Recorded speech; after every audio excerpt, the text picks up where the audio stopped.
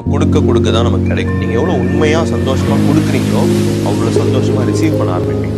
சின்ன வயசில் எங்கள் அம்மா அப்பா வந்து எனக்கு பாக்கெட் மணி கொடுப்பாங்க. நான் கொஞ்சம் கொஞ்சமாக அதெல்லாம் வந்து சேர்த்து வச்சு ஒரு 100 rupees ரெடி பண்ணி வச்சிருந்தேன். சர்ச் போயிட்டு வர வழியில் ஒரு பாட்டி வந்து உட்காந்துருந்தாங்க. உடனே அந்த 100 rupees போயிட்டு அந்த பாட்டிக்கு கொடுத்துட்டு வந்தேன். நான் ரொம்ப சந்தோஷமாக கொடுத்துட்டு வீட்டுக்கு ரிட்டர்ன் வந்துட்டேன். 2 weeks லேட்டர் நானு, என் தம்பி, அப்புறம் என்னோட கசன் அண்ணா வந்து நாங்கள் KFCயில் வந்து ஒரு பக்கெட் சிக்கன் ஆர்டர் பண்ணி ஒரு 700-800 ஸ்பெண்ட் பண்ணியிருக்கோம்னு நினைக்கிறேன். சாப்பிட்டு முடிச்சு வரோம். பஸ்ல தான் வரோம். பஸ்ல இருந்து இறங்குறோம். சர்ப்ரைசிங்லி ஒரு சின்ன ரோல் இருந்துச்சு ரோட்ல.